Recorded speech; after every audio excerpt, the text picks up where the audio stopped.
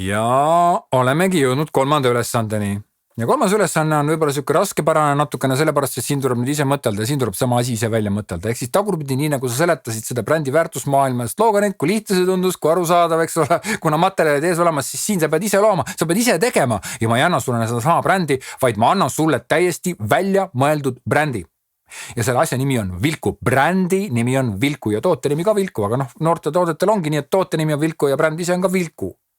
Ja Vilku, see on välja mõeldud nimi, seda ei ole olemas, keegi ei tee seda, see ei ole mingi cheating umbes, et ma õngitsen mingid ideid, see ei ole see, vaid see on see, et anda teile tühi lõuend, tühi paber ette, et te saaksite ise kujundada seda väärtusmaailma, seda asja siin teha.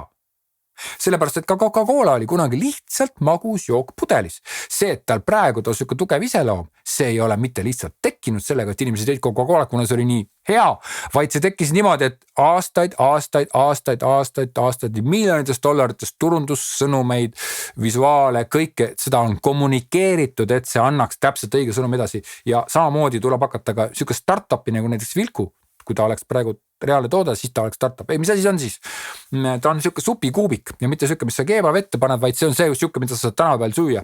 Seda üüakse mingi paberi sees, ükstapuha millise paberi seest, see ei pea olema vett pidamas nõus, aga ta on siuke, et kui seda suhu paned, siis ta suus nagu läheb katki, ammustad ja siis on sul nagu väike tükk suutäis supp, eks ole. Lusikatäis suppi on sul suu, et lihtsalt siuke toode. Kas see on võimalik, kas ei ole, ma ei tea seda, see pole tähtis. Aga tähtis on see nüüd püüda aimata, püüda mõtelda, et milline on selle toote iseloom ja milline on selle toote väärtusmaailm. Mis see oluline point on? Seal võib olla väga palju väärtusmaailmas neid punkte, see võib olla ka täiesti, tähendab, kui nüüd üldse mõtelda, kes see sihtgrupp on, ma olen siia kirjutanud, kes tarbivad tänavatoitu, aga ikkagi nad ei taha osta burgerit, nad tahavad osta suppi. No kes tänapäeval siis suppi sööb? No ilmselt nad on natuke, kas siis on teistmoodi või see on siis see toode läheb popiks näiteks või üldse seda toodet hakkavad algusest tarbima need, kes tahavad midagi teistmoodi. Nad ei tarbi seda tavalist burgerit, ükstapuha kui kvaliteet või tervislik see on, ega mingisugust, ma ei tea, salatit, mis on tehtud ainult taimedest, kellele on nagu 3 päeva lauldud enne, kui nad maha lõigatakse, see mingi vegan, eks ole, vaid ta on ikkagi supp, eks ole, seal on ilmselt teha sees, aga sina võid ta kujundada ka teistsuguses, või just nimelt vegan supiks selle kujundada. Igal juhul need noored tahavad, kes seda söövad, ilmselt tänavatoitu söövad noored ja need ei peagi nii noored olema, ma arvan, see 20–35, sa võid seda täpsustada, kui sa tahad.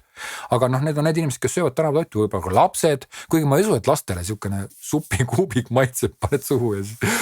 Ühesõnaga, et nüüd sa pead niimoodi mõtlema, kes seda tahavad ja nüüd millise iseloomu sa talle teed, et sa pead ju kommunikeerima seda, et nad seda Vilkut nüüd tahaksid ja ostaksid. See on tänavatoit ja see on niisugune lihtne toit, võib-olla ka kodus, kui kellelgi pole aega suppi teha, siis külma suppi näiteks, siis sa võtadki sellised, viskad neid supikuubikud kähku suu ja sööd natuke leiba peale ja korras on ju. Siukene töö. Ja nüüd sa pead siis sellele välja pakkuma brändimaailma. Sa just kirjeldasid ühte brändimaailma ja nüüd püüa samamoodi, püüa aimata sellele noorele startupile, mis võiks olla näiteks Vilku, püüa aimata, kuidas teha talle samamoodi, sama tugevat, sama jõulist, sama kindlat, sama konkreetset ja paku talle sellele Vilkule välja ka sloogan. Milline sloogan see peab olema, sa pead mõtlema. Ja mina hindan seda tööd. Nii nagu ma su 2 esimest ülesannet hindasin, siis see on nagu see sama töö, mille sa ära tegid, aga nagu tagurpidi.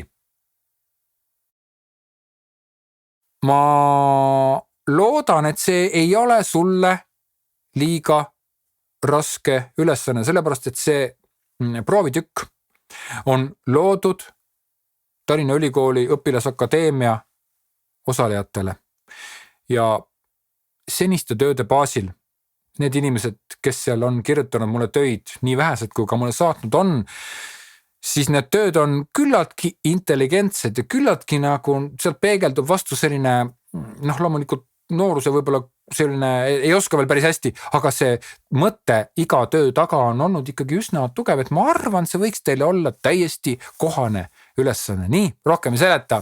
Head tegemist ja kohtume sinuga taas kommentaariumis. Tule kindlasti tagasi, oma parooli ära unusta, oma kasutajanime, eks ole, tule kindlasti tagasi siia ja vaata, kas ma olen sind kommenteerinud.